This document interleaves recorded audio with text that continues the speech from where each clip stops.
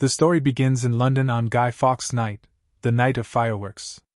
Because of all the fireworks lighting up the sky, no one noticed the path of a small celestial object streaking overhead. Nurse Samantha Adams had just finished her shift and was walking home alone. She heard a strange noise and suddenly looked behind her, but she didn't see anything, so she kept walking. A short while later, she spotted a group of masked teenagers blocking the sidewalk. When she turned into another street, they whispered among themselves and changed positions. 2 of them rode past her on bicycles while the other 3 cut off her escape route. One of them approached her and demanded that she hand over everything she had, including the ring on her finger.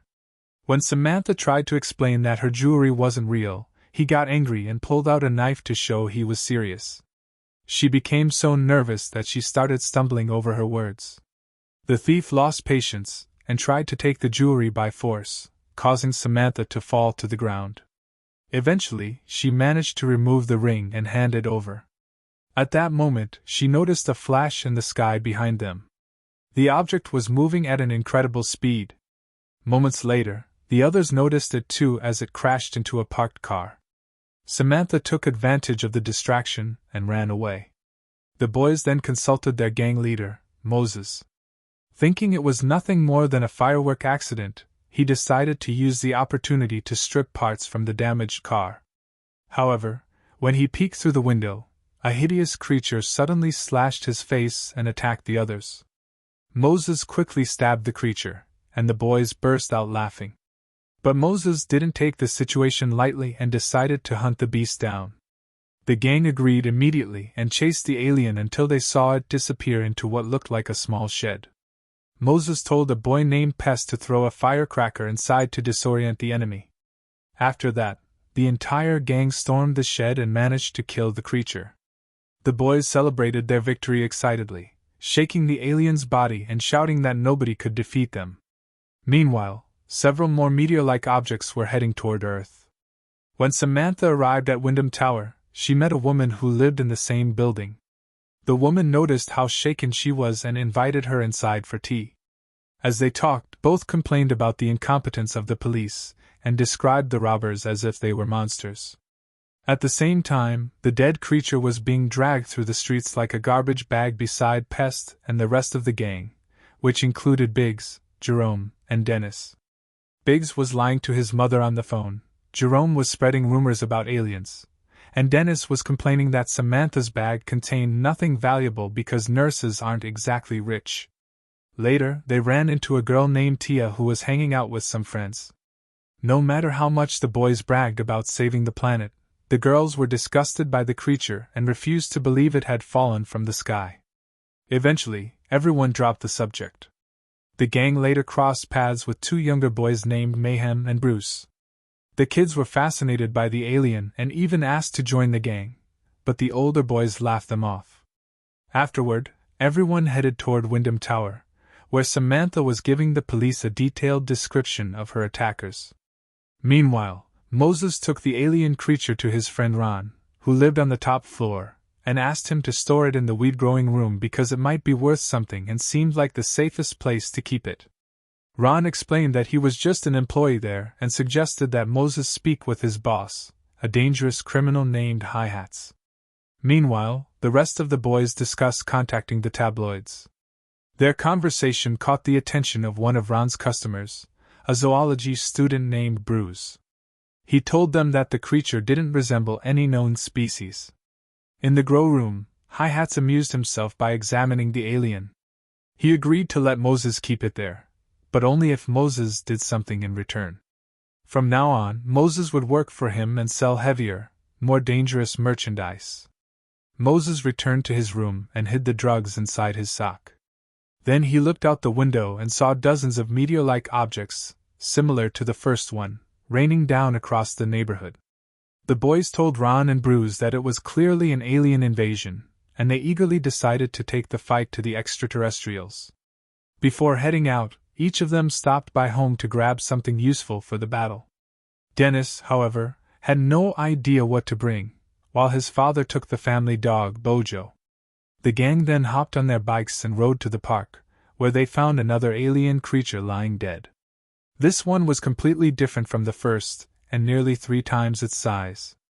Their confidence quickly faded, but by then it was too late to turn back. A terrifying sound suddenly caught Bojo's attention, and the dog ran toward it. Dennis panicked when he heard the barking, but his friends refused to let him face the danger alone. When the alien finally appeared, nobody could see it clearly because its body was so black that it seemed to absorb all light around it.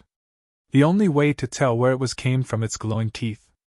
Terrified, the gang immediately fled, but they didn't get far before the police suddenly arrived and arrested Moses. Besides carrying a knife, he was also in possession of Samantha's phone and the drugs hidden in his sock. Yet his criminal record was the least of his concerns at that moment. As the officers began reading him his rights, Moses kept staring at the glowing spots moving through the street and desperately urged them to arrest him as quickly as possible. Samantha was inside the police car and immediately recognized him. Meanwhile, the rest of the gang was up on the bridge watching their leader fall. When Dennis spotted the alien in the rearview mirror, Samantha also noticed something strange near the vehicle. One of the officers slammed the back door shut, and in an instant the alien leapt onto him and tore his body apart. His partner was also injured when a second creature arrived. Samantha realized this wasn't the work of a group of kids in a gang. She moved to the back seat and sat next to Moses. The creatures then began attacking the vehicle. Up on the bridge, Pest lit something slightly more powerful than a firework and threw it under the car. The creatures recoiled in shock. Dennis got on his bike and swore he would avenge his small dog. When he opened the door, one of the aliens was about to get in with him, but he managed to shove it out and save his friend. Samantha was terrified and got into the holding area. As soon as Moses got out, she locked him inside. Dennis took the driver's seat and ran over one of the aliens. At the same time, Brew noticed that the car destroyed by the first meteor belonged to him. When he heard multiple alarm sirens, he decided to hide to avoid questions about everything he had just bought, then called Ron and asked for help. Ron looked out the window through binoculars and said the neighborhood seemed completely calm, telling Brew to come back. Dennis and Moses arrived at the garage where they were supposed to meet the others, but Moses crashed a police car into Hi-Hat's vehicle. The gangster initially thought it was real police, but he got furious when he realized it wasn't. Dennis got Samantha out of the car, and Pest tried to calm things down, saying the building was under attack and aliens were coming. But no one took him seriously.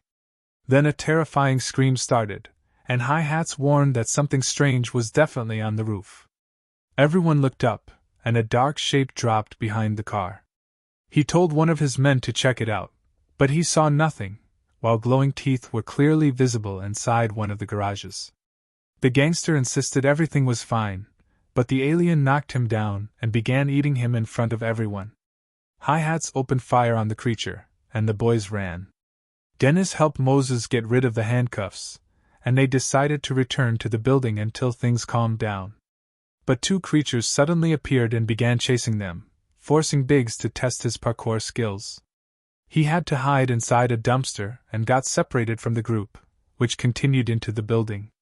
Pest was the last of the 4 to enter, but the alien chasing him bit his leg. His friends pulled him inside. There, Moses came face to face with Samantha. He pushed the door open, and she locked herself in a room. When she saw a phone outside, she tried to defend herself with a guitar and started shouting at the intruders to leave. No one took her seriously. Then Pest appeared, scared, while Samantha explained she had seen police officers in a car being attacked by dog-like creatures. She described what had happened, admitting she had never seen anything like them before, but she still didn't believe they were aliens. Meanwhile, Dennis assumed Samantha was a nurse and convinced her to treat Pest's injury. While she was speaking with Ron, Bruce said he was afraid the boys might actually be right and that there could be an invasion. Ron wasn't worried and said that even if it was true, the aliens didn't seem dangerous, just like some kids getting into fights. Samantha treated Pest's leg as best she could, but insisted he needed to go to the hospital. She still didn't believe in aliens and thought they were running from something else. Suddenly, there was a knock at the apartment door. Everyone froze. Moses grabbed a stick and looked through the peephole. but there was no one in the hallway. Then one of the aliens suddenly jumped into his face, shocking everyone. Samantha grabbed the guitar again. Jerome was confused that no one else seemed bothered by the alien visitors.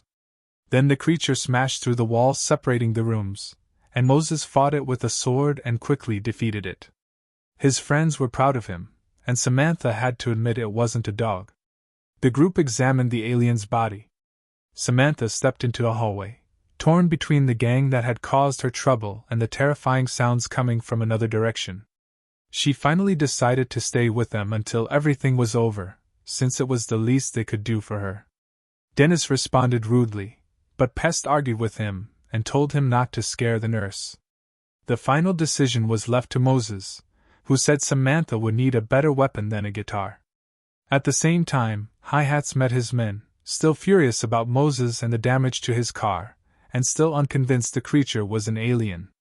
Inside the building, Samantha and the boys were heading to Tia's apartment because she had an extra entrance door. Dennis's phone started ringing. It was Biggs, still trapped inside a dumpster while an alien kept its eyes on him, refusing to let him escape. Dennis explained there was no way to save him right now because they were also fleeing from the aliens. At Biggs' request, he tried to warn the girls about the gang, but he spoke so fast and incoherently that they thought it was a prank. In the hallway, the gang ran into Mayhem and Brew, who were excited to cause trouble. Samantha was shocked when she saw one of them holding a gun. Even Dennis said this isn't a game, Moses. He cut the conversation off with a firm tone and said the kids should stay at home with the door locked, and the best thing they could do was finish their homework. The one who opened the door at Tia's house was a girl named Dimbles, who gave a long speech about how ridiculous it was to ask for shelter in a situation like this. But that didn't matter because Tia owned the house and let them in anyway. The girls didn't see any aliens and didn't believe anything the boys were saying. Pest looked out the window and was surprised to see only one helicopter, and it didn't even look like a military one. It became clearer that the alien attack was focused on this building in particular. Samantha said the dead alien was still in her living room and offered to prove it. One of the girls laughed and asked who she was even hanging out with. Samantha explained they met when the 5 boys tried to rob her with a knife. Tia got angry at Moses after hearing that, but when Samantha suggested calling the police, nobody agreed.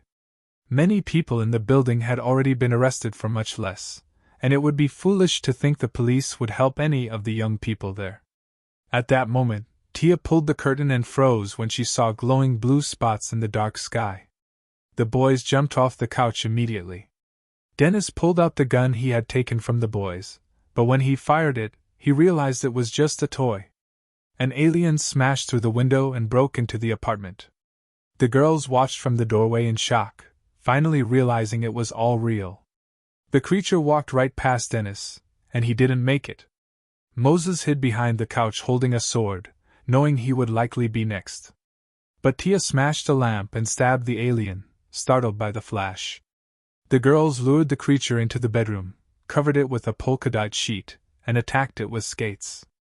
In the living room, Moses faced a second alien and realized his sword skills were still very limited.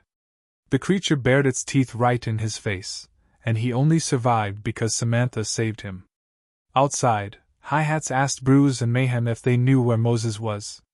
When he saw them talking about aliens, he lied and said the gang had called him to deal with them.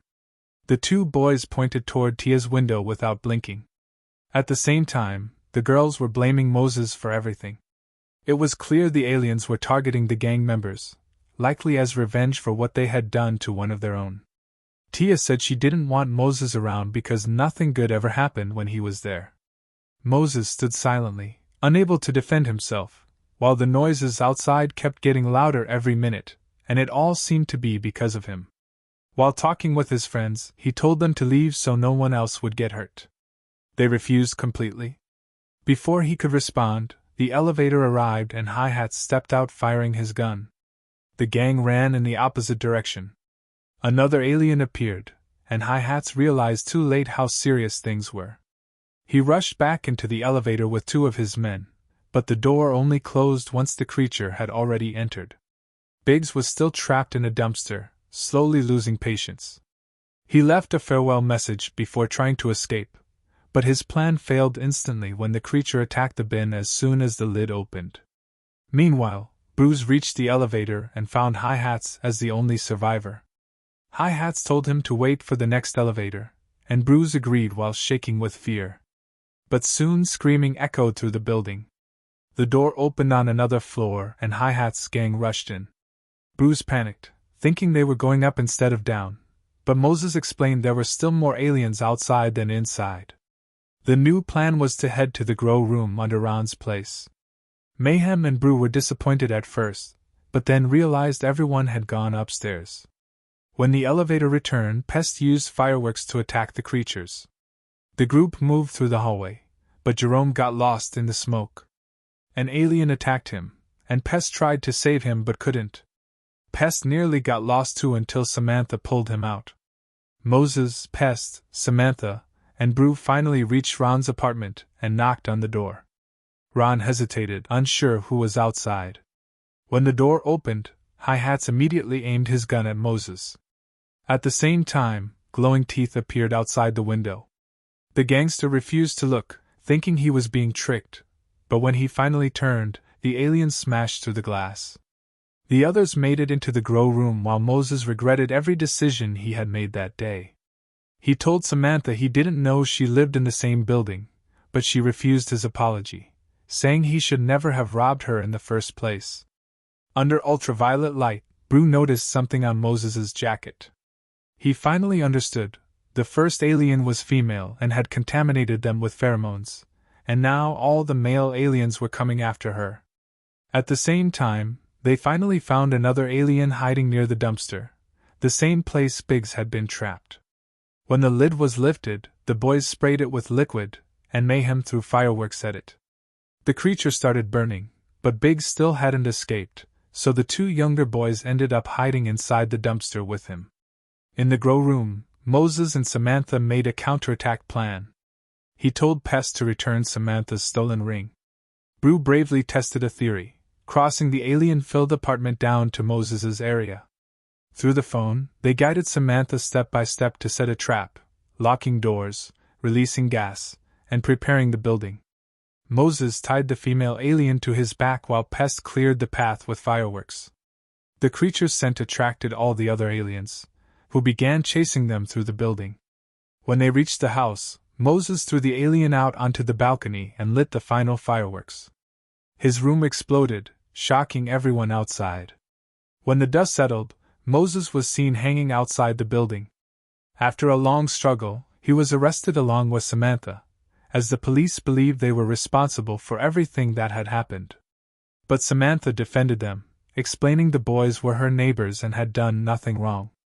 On the contrary, Moses had been a real hero who saved the entire building. People started cheering, the false charges were dropped, and Moses smiled when he heard the neighbors calling his name. And that's the end of the movie. Thanks for watching. Don't forget to share your thoughts in the comments and subscribe to the channel.